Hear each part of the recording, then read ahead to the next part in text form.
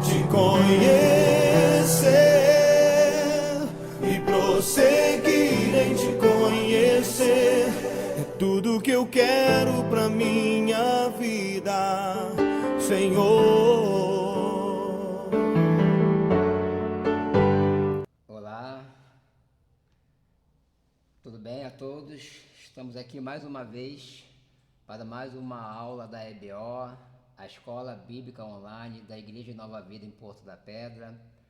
Mais um capítulo, referente à Carta de Tiago.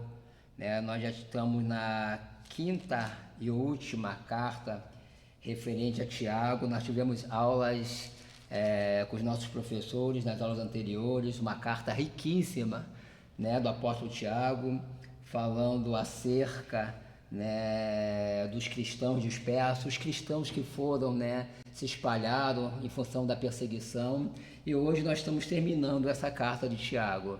Espero que seja bem proveitoso para vocês que não assistiram às outras aulas, espero que vocês entrem no site através do YouTube, possa ver as aulas, não só do Tiago, mas todas as outras aulas anteriores que a igreja tem disponibilizado para estar dando mais conhecimento através dessa escola bíblica online, no momento que nós não estamos podendo ter presencial, mas eu tenho certeza que tem enriquecido, vocês assim, de uma forma tremenda, e com certeza Deus está fortalecendo e falando muito ao coração de vocês. E hoje, nós estamos aqui nessa quinta aula com dois temas, O primeiro tema fala acerca da condenação dos ricos opressores, nos versículos de 1 a 6, vamos falar um pouco sobre esse tema. E o segundo tema que fala sobre exortação à paciência, acerca do juramento, da oração e da conversão de pecadores, Então é um tema que Tiago que é o irmão de Jesus, Tem outros Tiago na Bíblia, mas esse Tiago é o irmão de Jesus. E uma outra pessoa me perguntou acerca da filiação, de Tiago, acerca da conversão dele, que ele tinha dúvida, porque ele tinha ouvido que a família de Jesus no começo não era convertida, e realmente era verdade, O próprio Tiago, que é irmão de Jesus, só veio se converter ou dar credibilidade ao irmão que é Jesus, depois que Jesus ressuscitou e veio e se apresentou até ele. Até então, realmente, Tiago era descrente, não acreditava que Jesus, que seu irmão, era o Messias e aquele que tinha por vir. E depois se converteu, juntamente com toda a sua família, e foi uma bênção, escreveu essa carta muito riquíssima, para poder estar também nos orientando para os dias atuais. Então vamos lá, do versículo 1 ao versículo 6 está escrito: Eia, pois agora, ricos, chorai e pranteai por vossas misérias que sobre vós hão de vir. Versículo 2: As vossas riquezas estão apodrecidas e os vossos vestidos estão comidos da traça. O vosso ouro e a vossa prata se enferrujaram, e a sua ferrugem dará testemunho contra vós, e comerá como fogo a vossa carne. Entesouraste para os últimos dias. Versículo 4: Eis que o jornal dos trabalhadores que ceifaram as vossas terras, e que por vós foi diminuído, clama. E os clamores dos que ceifaram entraram nos ouvidos do Senhor dos Exércitos. Deliciosamente viveste sobre a terra, e vos deleitastes, cefaste os vossos corações como no dia de matança. Condenaste e mataste o justo, ele não vos resistiu. Então, esses primeiros 6 versículos está falando acerca dos ricos opressores, A frase é muito clara, não é acerca dos ricos, é acerca dos ricos opressores. Em nenhum lugar da Bíblia você vai ver Deus condenando a riqueza. Não há esse tipo de condenação. Há sim uma orientação, uma admoestação da parte do Senhor acerca do que pode representar a riqueza para os homens em detrimento a Deus. Como lá em Timóteo 6,10 fala muito claro em relação a isso, que o amor ao dinheiro é a raiz de todos os males, não é o dinheiro, é o amor ao dinheiro, é a raiz de todos os males, e por esse motivo muitos se desviaram da fé. Mas não somente, isso fala acerca do cristão, se para o cristão ele deixa seu coração, né, se corromper pelo dinheiro, se desviando da fé, imagine para o mundo que não conhece a Cristo, que não conhece a Jesus. Mas aqui especificamente ele fala dos ricos opressores. Eu posso destacar 3 classes de riqueza no mundo, ou de pessoas ricas no mundo. A primeira seria um cristão rico. E quando eu falo rico, meus irmãos, estou falando abastado mesmo, rico de muito dinheiro, de muitas posses, milionário ou bilionário, pessoa rica, cristão rico. Esse, com certeza, nós podemos contar nos dedos. Quantos cristãos há pelo mundo com essa abastança de dinheiro? Porque não é questão de fé, muitos cristãos buscam riqueza e têm fé para isso, mas se o propósito do coração desse cristão não for para patentear ou para abastecer a obra de Deus, ele foge do propósito de Deus.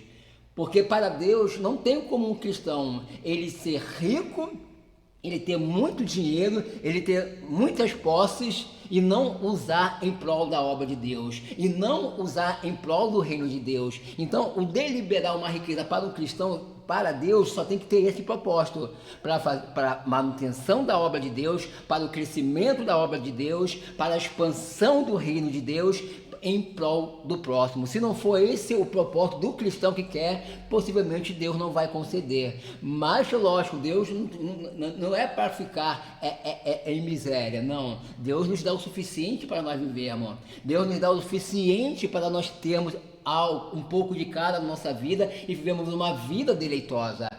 Paulo, ele foi muito enfático quando ele disse até que se você está comendo e se você está vestindo, esteja contente com isso. É lógico, né? Isso realmente é um conceito muito bom de prosperidade, né? Desde que a gente coma, a gente se vista, nós realmente estamos felizes. Mas trazendo um pouco para os dias de hoje, é lógico que suprir as necessidades, como diz a palavra de Deus, é o que Deus tem para cada um de nós.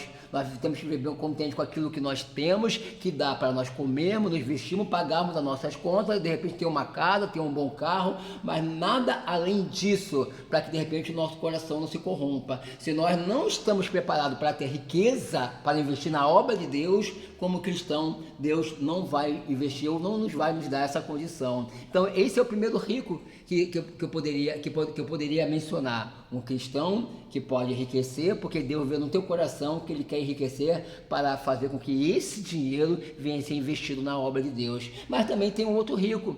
Tem as pessoas ricas pelo mundo, né? Que licitamente, honestamente são ricos, está aí na Forbes, né? No livro da Forbes, as pessoas mais ricas do mundo, os que enriqueceram licitamente pelo seu trabalho, pela sua capacidade, porque estudou, porque é bom empresário, e são ricos, são milionários, esse é um outro tipo de classe de pessoas ricas. Só que também muitas dessas pessoas fazem boas obras. Investe em obras sociais, investe em prol do ser humano. Muitas pessoas pelo mundo que são ricos também investe seu dinheiro em ações sociais para que outras pessoas venham a ser favorecidas. Só que do ponto de vista da palavra de Deus para a salvação, isso não é suficiente. Porque a palavra de Deus é muito clara em Efésios que a salvação é pela fé, não é pelas obras. Então, ainda que esses ricos são ricos licitamente e ajudem outras pessoas e ajudem os pobres, para a salvação não é o suficiente. Então, essa riqueza não é o tipo de riqueza que traz proveito para Deus, que traz proveito para que as vidas venham a ser alcançadas pela verdade. A verdade que salva, a verdade que cura e a verdade que liberta. Então, esses ricos também não estão assim dentro daquilo que Deus quer como riqueza, como investimento. E tem a terceira classe de pessoas ricas, que são essa daqui. Esse que nós falamos agora, que a Bíblia está falando, os ricos opressores, né? E quem são esses ricos opressores? São aqueles que não se contentam com aquilo que têm, quanto mais tem, mais quer, em detrimento de passar por cima de outras pessoas, em detrimento de não ter amor pelo próximo, muito pelo contrário, oprimindo até os pobres, aqueles que não têm nada, porque eles querem mais. Quanto mais eles possuem, mais o coração deles parece que almeja cada vez mais a condição de ser rico. Não importa quem eles pisem, não importa o que eles fazem, não importa se eles machucam alguém, mas a palavra de Deus fala que esses ricos são ricos opressores. E quem oprime, só oprime o ser humano. Então são pessoas que têm o dinheiro, o amor ao dinheiro, tem no dinheiro aquilo que eles acham que é o Deus deles, e para essas pessoas, né? E para essas pessoas, segundo a palavra de Deus, não há limite, porque eles oprimem. Então essas pessoas, eles vão ter a sua consolação. Essas pessoas, elas vão ter a sua condenação, se não se converterem ao Senhor, se não conhecerem a verdade, se não reconhecerem os seus erros. Diz a palavra que esses ricos que são opressores, eles mesmos serão julgados segundo os seus atos. Então a riqueza jamais é julgada, ser rico jamais é julgado. A questão é o que eu faço com essa riqueza, como eu chego a usar essa riqueza. Diz a palavra que Deus não faz comparação, né? Que o grande problema de uma pessoa é a falta de satisfação e contentamento com aquilo que ele tem. Então essa é a grande questão da riqueza na mão do ser humano, mas na mão do ser humano que não tem a Deus, na mão do ser humano que não tem Jesus, né? Eu posso ver no livro de Timóteo, capítulo 6, versículo 17, né? A palavra fala assim, ó: manda aos ricos desse mundo que não sejam altivos, soberbos, nem ponham a esperança na incerteza da riqueza, mas em Deus, que abundantemente nos dá todas as coisas para dela gozarmos. Quando nós lemos esse tipo de palavra, né, mas ele fala, manda aos ricos desse mundo. A palavra tem que ser pregada para todos. A palavra tem que ser pregada porque todo mundo tem chance, tem que ter a chance de conhecer a verdade, de saber que o caminho que ele está percorrendo, de saber que há um Deus que é misericordioso, de saber que é um Deus que é amor e que não tolera esse tipo de opressão ao próximo. Então ele fala, manda aos ricos desse mundo que não seja altivez, que não seja altivo, que não seja soberbo, que não ache que é alguém. E ele fala lá em Lucas, né, ai de vós que são ricos, porque já tens a quem ser consolado. Né? Para essas pessoas a riqueza é sua consolação, mas para Deus, né? Para Deus, essas pessoas não têm empréstimo nenhuma. Um coração corrompido, um coração totalmente degradado pelo ouro, pela ferrugem, pela prata, que para Deus não vale de nada. E é por isso que ele fala, né? Aqui no final, a prata, quando ele fala, o vosso ouro e a vossa prata se enferrujam, e a sua ferrugem dará testemunho contra vós. Né? Olha só, né? Nós sabemos que a prata e ouro, né, não se enferruja, mas aqui Deus está comparando essa riqueza desses tipos de ricos opressores a um material, a uma riqueza que para Deus está enferrujado. Não vale de nada. O que a ferrugem faz? A ferrugem destrói, a ferrugem consome, né? A ferrugem tira o valor do metal. E para Deus, esse ouro, essa prata, está enferrujado, não vale de nada. Porque está sendo adquirido a preço, de repente, até de sangue, oprimindo, corrompendo. E nós, hoje em dia, nós vemos isso muito nos dias de hoje, né? Muitas corrupções, pessoas querendo, usufruindo do dinheiro, e tantas outras pessoas sofrendo em todas as camadas da sociedade. E isso é um tipo de riqueza opressora, né? E ele fala que esse ouro, essa prata, que essas riquezas são riquezas enferrujadas. E quando essas riquezas, que elas não são consumidas pela ferrugem, mas diante de Deus não tem empréstimo nenhuma. E a pessoa que adquiriu essa riqueza, essas pessoas também estão enferrujadas, estão consumidas, essas pessoas estão destruídas, né, pelo amor ao dinheiro. E essas pessoas também darão conta naquele grande dia, né? Para muito claro, e comerá como fogo a vossa carne. Ou seja, também naquele grande dia, esse material que hoje não foi consumido pela ferrugem, esse ouro, essa riqueza, não tem como escapar do fogo eterno. Não tem como escapar naquele grande dia. Então todo o ouro, toda a prata, todo esse material, toda essa riqueza opressora para Deus, se não for agora, se não for destruído agora, quando Jesus voltar, para essas pessoas tudo será destruído, não terá préstimo nenhum. Deus manda que a gente venha socorrer o pobre, Deus manda que a gente venha socorrer os necessitados. Ele fala, deliciosamente, versículo 5, viveste sobre a terra e fui delestaste, ou seja, se agradaste, engordaste o vosso coração com essas coisas, como no dia de matança, condenaste e mataste o justo, ele não vos resistiu. É incrível, né? Que naquela época, né, essas pessoas ricas, eles subornavam as cortes daquela época, para que essa atitude deles de corromper, de suborno, pudesse ter assim, vamos dizer assim, algo que parecia ser legal, né? Mas nós sabemos, diante dos olhos de Deus, tudo é patente. Aquelas pessoas naquela época tentavam corromper os pobres, tentavam subornar, para que eles pudessem explorar os pobres e os pobres sofressem na mão dessas pessoas injustas. E hoje também não é diferente, né? Então nada passa diante dos olhos do Senhor. Então esses ricos opressores, eles terão aquilo que eles estão buscando, aquilo que eles estão plantando, e eles vão colher. Se não houver um arrependimento, se não houver uma conversão, nada escapa diante do Senhor. Porque nós estamos aqui para fazer com que a riqueza ele sirva para patrocinar o reino de Deus, para patrocinar o reino dos céus. E isso é o que Deus nos manda fazer. Mas ele jamais condenou a riqueza. Ele jamais condenou que alguém pudesse ficar rico, desde que haja um propósito no coração. E esse propósito, ele tem que ser em prol ou do reino, ou no mínimo, em prol do ser humano, que é o alvo do Senhor. E a gente entra, né, na segunda parte, na parte do versículo 7 até o versículo 10, fala assim: sede, pois, irmãos, paciente até a vinda do Senhor.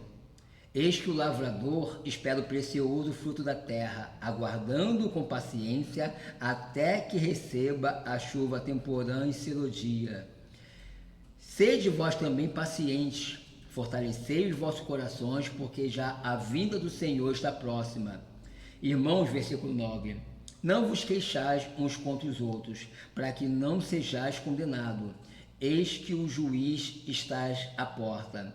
Meus irmãos, tomai, por exemplo, de aflição e paciência os profetas que falaram em nome do Senhor.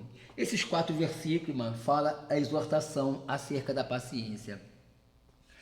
É a maior virtude do cristão depois que ele recebe a fé. Quando um cristão recebe a palavra da verdade, a palavra nos mostra quem nós somos, a palavra nos conduz a Deus, a palavra nos conduz à salvação e a palavra nos conduz à promessa que Deus tem para a vida de cada um de nós. Só que sem essa virtude da paciência, essas promessas não vão ser alcançadas. Eu alcanço a fé, agora eu tenho que cultivar a paciência no meu coração, porque a própria definição de fé diz que, ora, fé é a certeza de coisas que se esperam, a convicção de fatos que não se veem. Está falando de algo futuro, está falando de algo que eu tenho direito, eu quero alcançar, Deus tem para me dar, mas eu tenho que batalhar pela fé para alcançar as promessas do Senhor. E sem essa virtude da paciência, isso não vai acontecer. A paciência, ela é a irmã da perseverança. Eu tenho paciência, eu persevero em Deus, mas qual é o critério de Deus para que o cristão venha ter paciência e perseverança? Porque na medida que eu for buscando, na medida que eu for tendo paciência em buscar a Deus, eu vou crescendo na fé. E isso me traz maturidade, isso me traz comunhão com Deus, isso me traz proximidade com Deus, ou seja, a sabedoria de Deus nos impõe fazer com que essa virtude, que é a paciência, seja a primeira virtude que o cristão tem que buscar depois de receber Jesus. Porque as promessas são nossas, mas eu tenho que lutar.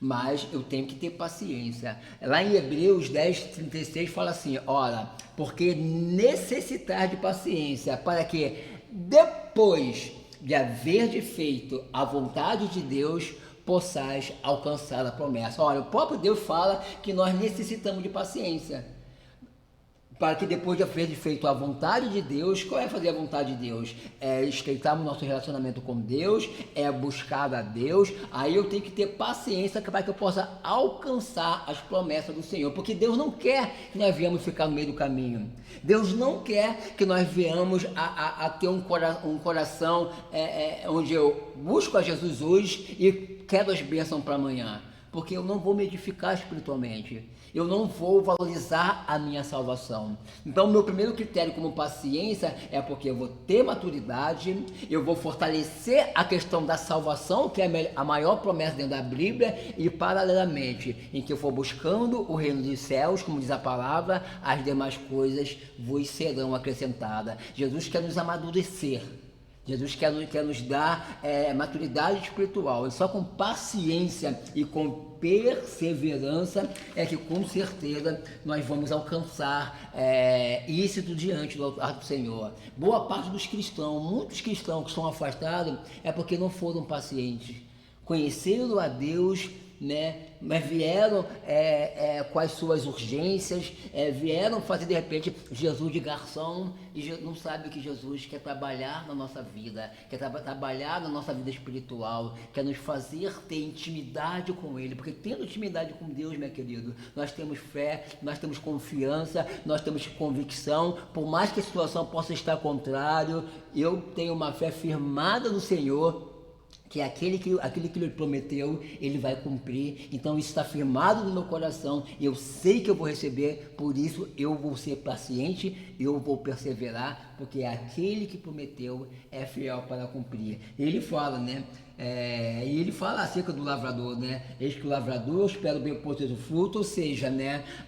Fazendo uma comparação com um lavrador, que tem primeiro que ele tem que preparar a terra, esperando a primeira chuva, vem aquela chuva para preparar a terra, e depois vem a última chuva para fortalecer. Só que existe um processo entre a primeira chuva na plantação e a última chuva, né, é quando está perto para poder colher. E esse processo não tem como mudar. E esse processo não tem como eu adiantar. É um processo de paciência, de ficar atento. É um processo de ficar buscando, trazendo para o espiritual. Assim também é a nossa vida, né? Nós encontramos Jesus aquele último dia, né, que é o segundo processo, que é quando Jesus vai voltar. Então daqui até lá é um processo de santidade, de edificação, de luta, de conquista, esperando sempre a vinda do Senhor. O que tem que fortalecer a nossa fé, meus queridos, a nossa paciência, é a vinda de Jesus, é a promessa que Ele vai voltar. Porque se você colocar a sua fé, a sua esperança somente nas promessas de Deus, pode ser que você se decepcione, porque as conquistas é pela fé, e você tem que batalhar pela fé.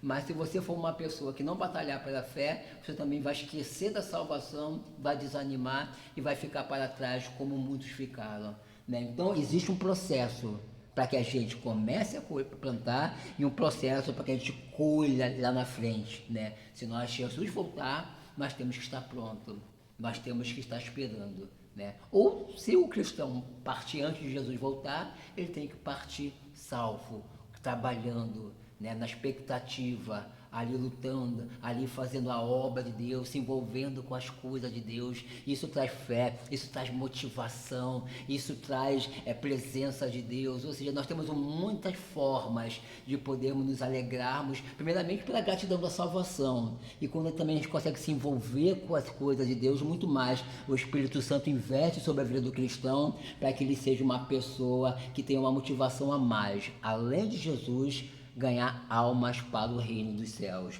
né? Então, de 1 a 4 ele fala sobre isso.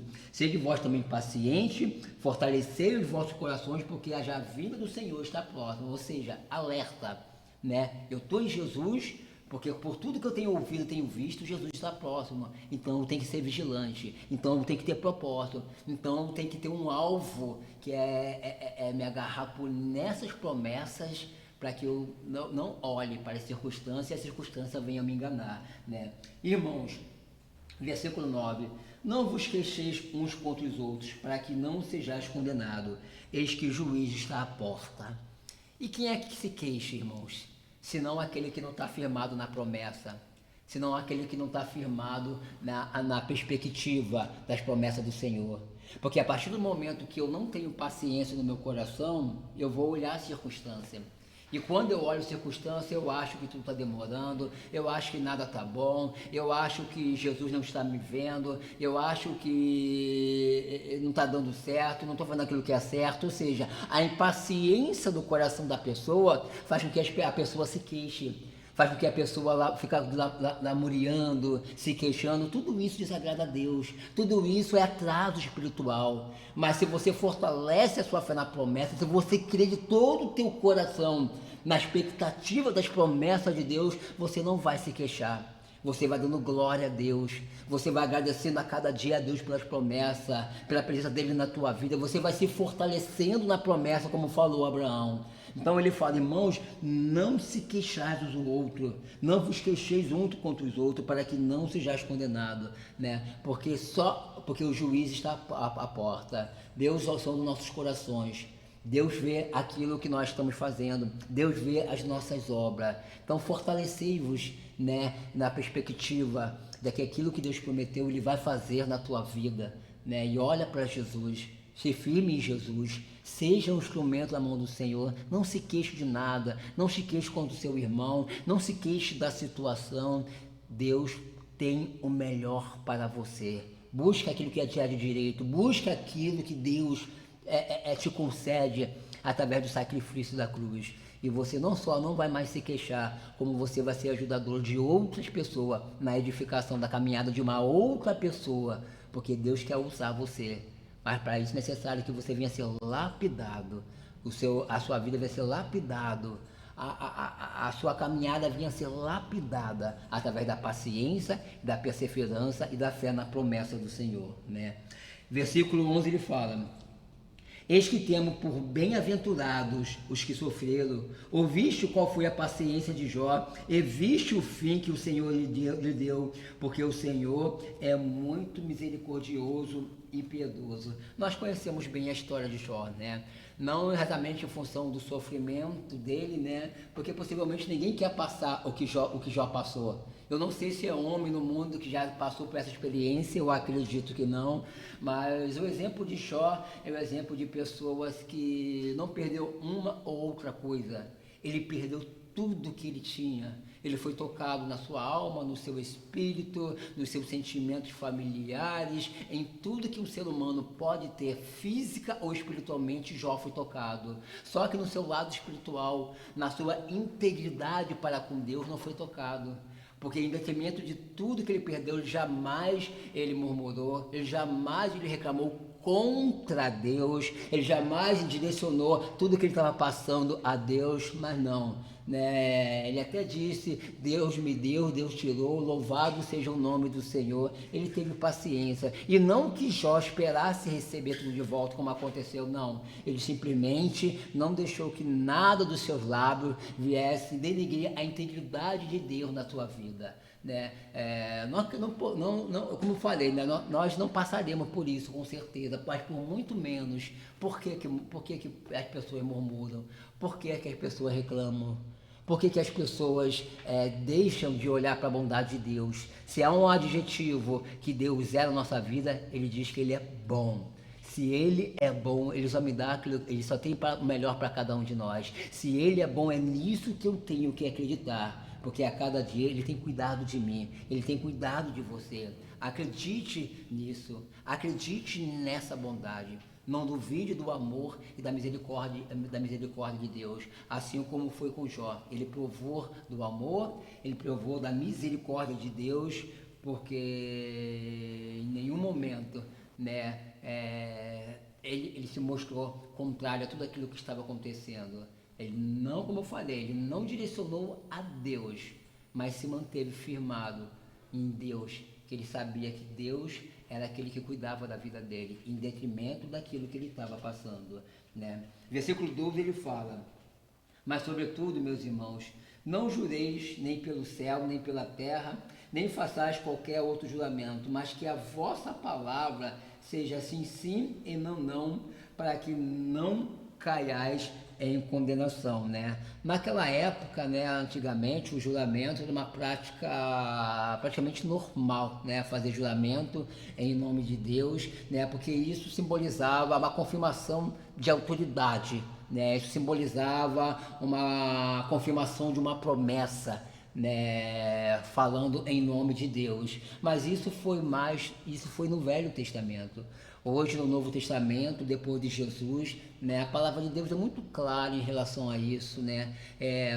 Jesus diz que seja apenas uma palavra sim, sim, não, não, porque o que procede disso é de procedência maligna. Nós não temos mais que ficar jurando por Deus, nós não temos mais que ficar jurando por algo, né? Porque uma vez que a gente faz um juramento no nome de alguém ou no nome de Deus e a gente não cumpre com essa palavra, hoje em dia a gente está envergonhando o nome do Senhor, nós estamos manchando o nome de Jesus, nós estamos manchando a santidade do nosso Senhor. Então nós temos que ter integridade, que a nossa palavra como cristão hoje em dia é sim, sim ou não, não, né? Acabou-se essa questão de usar o juramento em prol de algo que eu tenha que mostrar para alguém. Não, eu juro em nome de Deus, eu juro que não vou fazer mais isso, eu juro que não vou fazer mais aquilo, eu juro que eu vou para lá, eu juro que eu vou para cá, né? Essa palavra é uma palavra que traz muitas responsabilidades, ou é sim ou é não, porque quando se fala em juramento,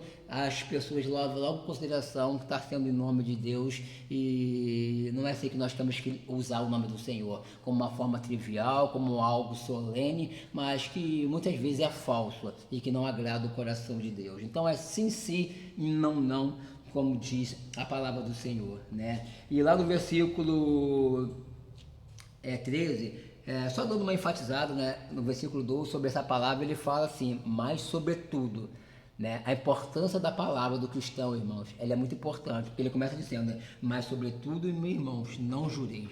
Essa palavra sobretudo dá uma ênfase do que a palavra do cristão, ele tem um peso muito grande diante do mundo espiritual. Por isso que lá em Hebreus ele fala que nós estamos cercados por uma tão grande nuvem de testemunha. As testemunhas físicas, as testemunhas espirituais, pelos nossos atos e por aquilo que nós falamos. Nós somos observados 24 horas. Versículo 13 está escrito: está alguém entre vós aflito? Ore. Está alguém contente? Cante louvores. Está alguém entre vós doente? Versículo 14. Chame os presbíteros da igreja e ore sobre ele, ungindo-o com azeite em nome do Senhor.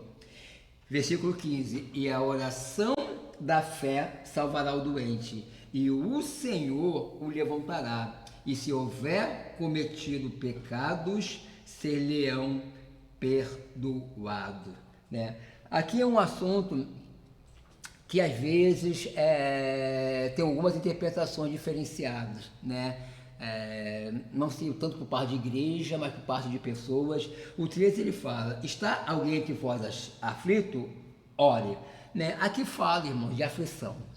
Aqui fala daquele momento que o cristão, né, ele está angustiado, daquele momento que nós podemos estar abatidos, aquele momento que de repente nós pensamos que estamos abandonados, aquele momento que de repente nossa alma clama por algo que nós não temos naquele momento, ou seja, aflições, assim como foi Davi, quantas vezes Davi orou a Deus no momento de aflição? Era um homem que tinha uma batalha na sua vida, momento de aparente vazio, de muitas aflições. Ele sempre ora ao Senhor, ele sempre orava a Deus, ele sempre buscava o socorro de Deus, e não é diferente para cada um de nós. Ele fala: está alguém entre vós aflito? Ore. Veja que ele não fala para que a gente não busque a socorro, de repente, de um pastor, ou de um irmão, ou de um diácono. E por que ele fala isso? Não é que não possa buscar uma ajuda espiritual no momento de aflição, né? Mas ele quer deixar bem claro que o Espírito Santo, que é o Consolador, que é aquele que nos fortalece, ele sempre está perto de nós.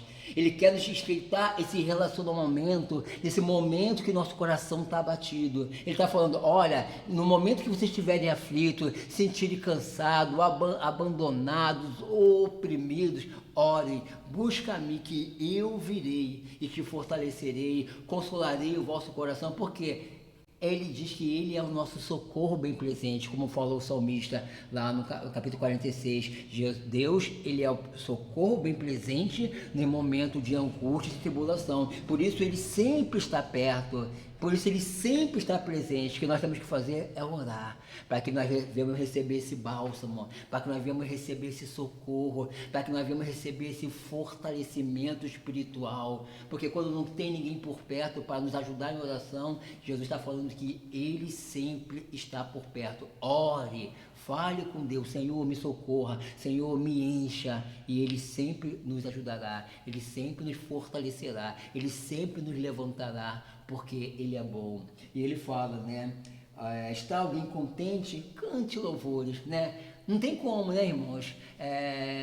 Nós não estamos contentes e não agradecemos a Deus, e não sermos gratos a Deus. Mas muito mais, ele fala, cante louvores, louvores que falem da grandeza de Deus, da soberania de Deus, da bondade de Deus, da majestade de Deus, da soberania do Senhor, né? Nós temos que agradecer a Deus em forma de louvores, adoração, porque se nós estamos com o coração contente, é porque o Senhor, com certeza, através do teu Santo Espírito, tem nos dado essa condição, essa alegria. Primeiramente, temos ele na nossa vida, né? E segundo, por tudo que ele tem nos dado, ele tem suprido a nossa necessidade, ele tem nos dado saúde, ele tem nos dado força, trabalho, ele tem nos dado uma família abençoada, ele tem nos dado condição de batalhar pela nossa família, ele nos tem dado arma para lutar. Então nós temos que ser gratos e estamos com o coração alegre que existe um Deus que está a nosso favor e que está a cada dia nos abençoando. Então ele fala, está alguém de vós contente? Cante louvores, exalte o Senhor, seja grato a Deus,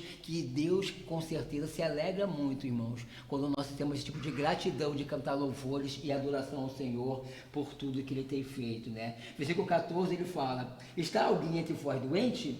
Chame os presbíteros da igreja e ore sobre ele, ungindo com azeite em nome do Senhor. E a oração da fé salvará doente, e o Senhor o levantará, e se houver cometido pecado, ser-lhe-ão perdoado.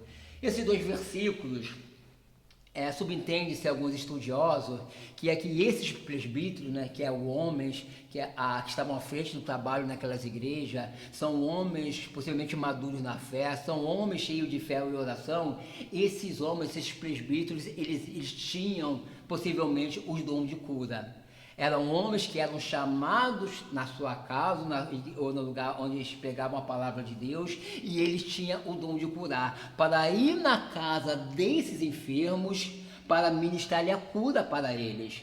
Porque quando a pessoa tem um dom de cura, normalmente ele também tem um dom de discernimento espiritual. E possivelmente esses homens, esses presbíteros, além do dom de curar, eles tinham um dom de discernimento. Porque o dom de discernimento espiritual que dá a eles a capacidade de saber se aquela enfermidade é proveniente de pecado ou não. Então Deus levava aqueles homens até lá e fazia eles ver, fazia eles saber que aquela enfermidade que aquela pessoa tem era em virtude, a origem daquela enfermidade era o pecado. Então eles ministravam a cura, mas também ministravam o arrependimento, para que a cura fosse completa. Isso acontecia naquela época, acontece hoje, acontece. Deus continua usando pessoas com dom de cura para fazer com que pessoas venham ser curadas e saber que a origem daqueles problemas, daquela enfermidade, ele é espiritual. Aquela enfermidade está associada ao pecado, como nós vemos nas Bíblias, muitos casos de Jesus perdoando pessoas estão perdoados, estão os seus pecados. Ou seja, isso na Bíblia deixa muito claro que acontece, que muitas enfermidades que é acometido por algumas pessoas, a sua origem é o pecado. Mas trazendo para nós também nos dias de hoje, de uma forma geral, isso não impede que nós também temos autoridade para orar pelos enfermos. E aqui ele fala do óleo ungido, né? O óleo que sempre foi algo que usual, mas não de uma forma tão abrangente. né? Porque na própria convicção da igreja, Deus mandou que ungisse o tabernáculo, ungisse tudo que estava dentro e fosse consagrado ao Senhor, porque o óleo tem uma função de consagrar tudo a Deus. O óleo hoje representa a unção de Deus, o óleo hoje representa a presença de Deus, o óleo hoje representa a presença do Espírito Santo no momento da oração. Porque quando nós estamos orando, ungindo o enfermo, nós estamos invocando a presença do Espírito Santo para a vida daquela pessoa. Não é o óleo que faz o milagre, não é o óleo que traz a presença e efetua a cura. É apenas um simbolismo que é real, como está lá no livro de Marcos, quando os discípulos foram receber a autoridade, eles saíram libertando e saíram ungindo os enfermos, como diz a palavra em Marcos. Isso é bíblico. Mas o que a palavra deixa bem claro é que a oração da fé é que cura os enfermos. Porque o óleo, ele é essencial para a cura? É, para trazer a presença, um simbolismo. Mas nem sempre nós teremos o óleo à nossa disposição. Então, para nós cristãos, Jesus também nos deu autoridade para ir na casa de alguém, para orar pela enfermidade, para reivindicar a cura para aquela pessoa. E Deus também, crendo no nosso coração, que Deus também, ele vai atender as nossas orações. Nós temos essa autoridade de orar na igreja, ungindo com óleo, ou numa visita a gente leva óleo também para ungir, mas nem em todo momento nós vamos ter óleo à nossa disposição. E isso me lembra daquela passagem maravilhosa, né, do centurião de Cafarnaum, quando ele chegou até Jesus, quando Jesus chegou a Cafarnaum, sabendo que Jesus vinha, né, e ele foi até Jesus falando: Jesus, o meu criado, o meu empregado, ele está violentamente atormentado, está paralítico. Jesus chegou para ele: vamos até lá que eu vou curá-lo, vou dar saúde para ele. Ele falou: não, Senhor, não precisa, pois eu não sou digno nem que o Senhor entre debaixo do meu telhado, mas envia somente uma palavra e o meu criado sarará. Né? E Jesus ouviu aquela declaração daquele homem, daquele centurião, daquela autoridade. Se ele pudesse esmiuçar mais a conversa, ele perguntaria: o Senhor crer mesmo que eu não preciso ir lá para poder curar o seu criado? E com certeza o centurião ia falar: Senhor, eu creio. Por isso que Deus falou para ele: seja feita conforme a vossa fé. Olha só que coisa maravilhosa. Olha a abertura que Deus nos dá para orar pelos enfermos. Também a arte da intercessão. Aonde tiver um familiar, um amigo, uma pessoa que você sabe que necessita da cura, nós enviamos a palavra. É a palavra que chega até lá. Existe essa conexão entre a oração, Deus e a pessoa. Então, aqui ele fala: e a oração da fé salvará o doente e o Senhor o levantará. Ou seja, o que salva é a oração da fé. Eu não tenho o dom de cura, mas eu creio, eu sei o meu direito, eu sei o direito dessa pessoa que de repente está enferma, eu vou orar, eu vou crer, eu vou interceder que Deus vai operar. E até mesmo se aquela pessoa tiver como origem aquela enfermidade um pecado, Deus pode revelar, né? Depois de uma conversa, ou seja, para o cristão também está à nossa disposição a intercessão, orar pelos enfermos para que eles vão ser curados. É responsabilidade nossa. Jesus nos deu autoridade para isso. E ele fala no versículo 16: confessai as vossas culpas uns aos outros e orai uns pelos outros para que sareis. A oração feita por um justo pode muito em seus efeitos.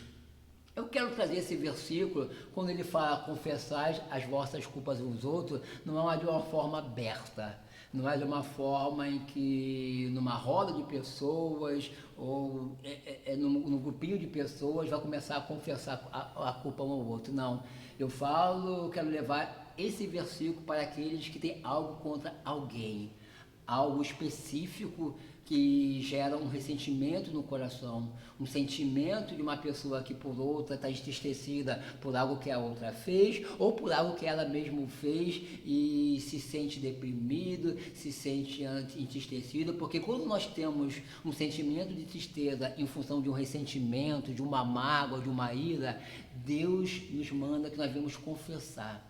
Porque quando, irmãos, há ressentimento, quando há culpa no coração por algo que eu fiz e eu não confessei, existe um peso espiritual.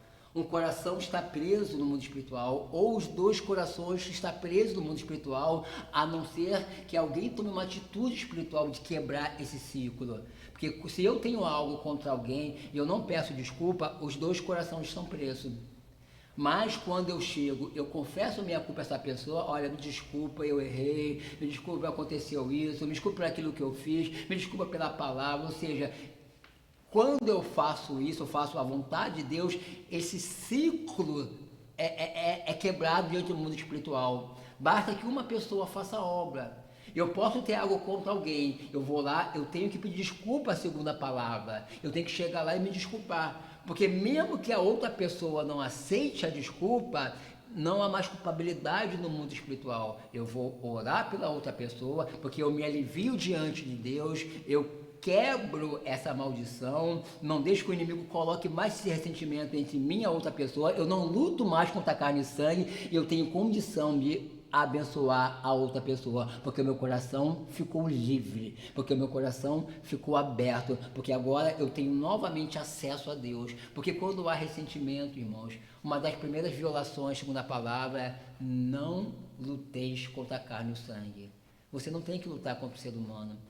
Você não tem que lutar contra o seu familiar, você não tem que lutar contra o seu patrão, você não tem que lutar contra o seu vizinho. A sua luta é espiritual, a sua luta é contra o seu inimigo, que está aqui para roubar, matar e destruir. Então eu creio que de repente Tiago estava pregando aqui para alguns cristãos, um desses que estavam dispersos, mas também estavam com o coração contaminado, que estavam também com o coração,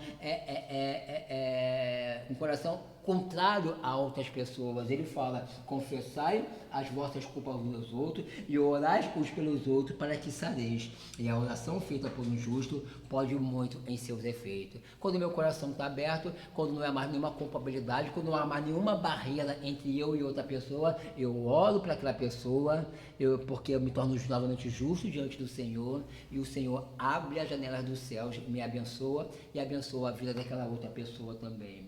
17 ele fala, né? Elias era um homem sujeito às mesmas paixões que nós, e orando pediu que não chovesse, e por 3 anos e por 6 meses não choveu sobre a terra. E orou outra vez, e o céu deu chuva, e a terra produziu o seu fruto. Essa passagem aqui de Elias ainda está em conformidade, falando acerca também da oração da fé. Aqui está falando que Elias era um homem sujeito às mesmas paixões que nós. Nós conhecemos a vida de Elias, a grandiosidade desse homem que foi diante de Deus. Um homem que efetuou muitos milagres, um homem que foi muito usado por Deus, mas não tinha dom de curar. O que Elias tinha de diferente? Elias tinha proximidade com Deus, Elias tinha intimidade com Deus, Elias buscava saber o que Deus tinha para a vida dele e para a vida de Israel, porque era um homem preocupado com a situação de Israel, e por essa proximidade, com essa convicção no coração dele, ele tinha esses propósitos no coração. Por isso que Deus falou bem claro que quando ele orou, né, o céu deu chuva e a terra produziu seu bom fruto, ou seja, aquilo que ele determinou, Deus confirmou. Ele não perguntou a Deus, ele determinou algo no coração dele e Deus confirmou, porque ele tinha certeza que aquilo que ele falasse, Deus estaria confirmando, Deus estaria fazendo. Então essa é a condição, porque ele era um homem como qualquer um de nós, sujeito a mesmas paixões, sujeito a falhas, um homem de carne e sangue como qualquer um de nós. Então nós podemos crer também que nós podemos ser usados por Deus para orar, para determinar algo, para ajudar o próximo, para efetuar curas em nome de Jesus. Só que, como eu falei, Elias era um homem que tinha grande proximidade com Deus, por isso ele tinha uma fé grande, uma fé inabalável, uma certeza, uma convicção que aquilo que ele falasse em oração, aquilo que ele determinasse pela palavra, iria acontecer, e foi assim que Deus honrou ele. Mas um homem como qualquer um de nós, é isso que a palavra deixa claro. Então, se ele pôde realizar proezas e maravilha, nós podemos também, em nome de Jesus. Mas estejamos firmes perto do Senhor, buscando intimidade, né? E com certeza Deus honrará as nossas palavras, a nossa fé e a nossa determinação. E no versículo 19 ele fala assim, né? Irmãos, se algum de entre vós se tem desviado da verdade e alguém o converter, saiba que aquele que fizer converter do erro do seu caminho um pecador, salvará da morte uma alma e cobrirá uma multidão de pecados, né? Pode ser também, irmãos, que aqui Tiago esteja falando acerca de alguns desses cristãos dispersos, né, que se espalharam depois da perseguição, que durante essa perseguição, durante essa dispersão, pode ter fraquejado na fé, pode ter esfriado na fé, pode ter deixado o evangelho, pode ter deixado as boas novas. Possivelmente ele está direcionando essas pessoas, como é também no dia de hoje, né, para as pessoas que estão capengando na fé, muito mais lá fora, muito mais treva do que luz, e também, lógico, como diz a palavra, para aqueles que se desviaram na fé, que estão realmente afastados, né? Ele está falando que nós podemos ser um instrumento de Deus, nós temos que ser um instrumento de Deus para trazer novamente a presença de Deus para a vida dessas pessoas, para despertar novamente a sede pela salvação, para despertar novamente a vontade pelo Evangelho. E essas pessoas, quando não tem de repente um familiar para o ajudar em oração, nós como igreja, nós temos a responsabilidade de ajudar essa pessoa novamente a se firmar, assim como de repente nós fomos usados para trazer, agora nós somos novamente usados a exortar a uma tão grande salvação para a vinda de Jesus, para que haja um arrependimento, porque, irmãos, tanto para um novo convertido como para essa classe de pessoa desviada, o processo é o mesmo, levar a pessoa novamente ao arrependimento. O arrependimento traz o perdão de Deus, e o perdão de Deus dá novamente para essas pessoas tudo aquilo que um dia ele conquistou quando ele tinha aceitado Jesus. Novas vestes, confirmar a autoridade, confirmando o nome no livro da vida. Ou seja, a gente tem uma responsabilidade de cada um de nós também acerca dessas pessoas que serão um instrumento a mais para que quando elas novamente vierem para o caminho do Senhor, sempre, irmãos, na maioria das vezes, a glória da segunda casa sempre será maior do que a primeira, porque essas pessoas voltam com mais vigilância, voltam com mais sede, voltam com mais dedicação, e Deus possa usar mais essas pessoas. Ou seja, nós temos que buscar os perdidos, nós temos que buscar aqueles que um dia estavam na luz, olharam para trás, mas o amor de Deus e a misericórdia de Senhor está sobre essa pessoa. Ele fala que aquele que fazia converter do erro do seu caminho um pecador, salvará da morte uma alma. Essa morte, é lógico que é uma morte espiritual, né? Não é uma morte física, porque ele já conhece a verdade e desviou dessa verdade. E Deus que quer que volte para o caminho de Jesus, não ande mais segundo o seu próprio caminho, e cobrirá uma multidão de pecados. Ou seja, o arrependimento chegará até essa pessoa, e o perdão de Deus novamente virá sobre ele, e ele será restaurado com certeza, irmãos. E assim nós terminamos essa aula de Tiago. E assim nós terminamos, né, esse capítulo 5, que falou sobre a condenação dos ricos opressores, sobre paciência, que é de suma importância para que você vença. Coloca isso no teu coração. Mas, irmãos, eu não tenho paciência, então busca Deus. Senhor, eu preciso. Na medida que Deus conceder que você passe a situação, se esforce para isso, que aos poucos você vai ser lapidado e você com certeza vai esperar as ricas promessas de Deus sobre a sua vida. Acerca do julgamento que eu falei, que hoje a palavra do cristão tem que ser apenas sim, sim, não, não, né? Porque é assim que é o Senhor, porque o nome do Senhor seja exaltado. Acerca da oração da fé que nós podemos fazer, porque nós podemos nos colocar como instrumento. Muitas pessoas acham que só quem ora, quem é pastor, quem é diácono, quem é presbítero. Não, a oração da fé é para todos aqueles que são cristãos, que aceitaram Jesus como o único Senhor e Salvador das suas vidas. A questão é que muitas pessoas não colocam isso no coração, não creem, né? E deixam de ser o instrumento usado por Deus para ajudar outras pessoas em toda e qualquer área, mas também nessa área sobre enfermidade. E acerca da conversão de pecadores, como eu falei agora. Então, que você possa, se hoje foi a primeira vez que você assistiu essa aula, como eu falei no início, que você possa rever no YouTube todas as outras aulas referentes ao capítulo, as aulas de Tiago, que são riquíssimas, e que você possa, a partir daqui em diante, adiante, está nos acompanhando, está crescendo na fé. É importante que você assista às aulas, você compartilhe com outras pessoas, você dê o seu joinha, você acione, né, a igreja para que outras pessoas venham ser alcançadas, outras vidas venham ser alcançadas pela palavra de Deus, porque assim segue o reino de Deus, né? Se Deus nos dá essa ferramenta que é útil, extremamente útil, para que outras vidas venham ser alcançadas, então nós temos que compartilhar. E com certeza a tecnologia, né, a internet é uma ferramenta tremenda para alcançar milhares de pessoas de vidas de uma só vez. Amém? Então que Deus possa estar abençoando a vida de cada um de vocês, e na semana que vem, possivelmente, está sendo ministrado, segundo o líder desse ministério, a carta de Efésios. Perdão, a carta de Efésios, né? Mais uma carta de Paulo para o povo de Efésios, o qual terá grandes ensinamentos para a nossa vida e para o nosso crescimento espiritual. Então, Deus abençoe a cada um de vocês e até a semana que vem, se Deus assim permitir, em nome de Jesus.